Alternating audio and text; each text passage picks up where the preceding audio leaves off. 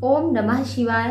आप सभी को सावन मास की बहुत बहुत शुभकामनाएं। सावन मास भगवान शिव का पवित्र मास कहा जाता है।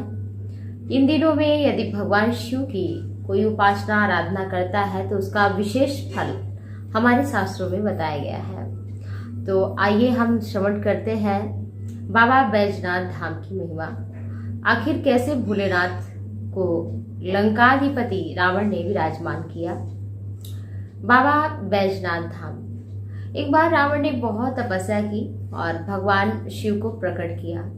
भगवान शंकर जब प्रसन्न हुए, अति प्रसन्न हुए, तो उसने कहा कि हे भोलेनाथ, मैं आपको लेकर के लंका चलना चाहता हूँ। भगवान शंकर ने सोचा कि इसकी वृत्ति जो है, इसका जो भविष्य है वो अच्छा नहीं है और ये अहंकारी होगा और इसके क्या कार्य होंगे वो महादेव तो जानते ही थे।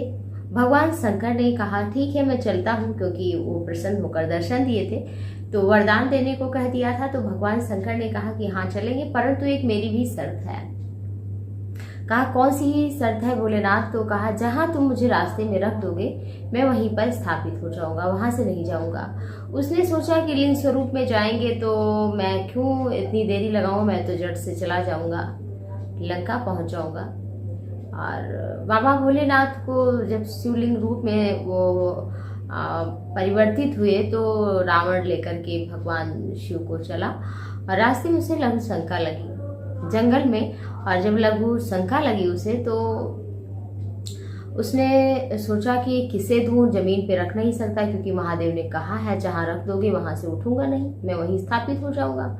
तो वहां पे एक ग्वालिया जो है ग्वाला गाय चरा रहा था। उसने रावण ने कहा कि तुम थोड़ी देर के लिए ले लो, जब तक मैं आता हूँ और तब तक तुम लिए रहना, जमीन पे नहीं रखना। उसने कहा ठीक है।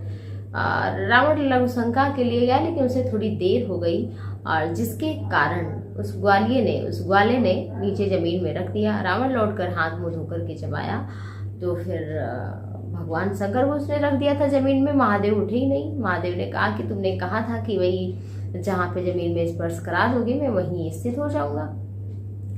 और इस तरह से फिर भगवान शिव वहीं स्थापित हुए और देवताओं ने आकर कहा हे भोलेनाथ आप सदैव के लिए यहीं पर रहिए। फिर भगवान भोलेनाथ वहीं पर विराजमान हो गए। तो बाबा बैजनाथ धाम की बड़ी महिमा है। और भगवान शंकर को प्रकट करने के लिए रावण ने यहीं पे अपने जो सिर है बाबा बैजनाथ धाम को प्रकट करने के लिए, महादेव को प्रकट करने के लिए 10 सिर अपने काट कर भगवान शिव को चढ़ाए थे।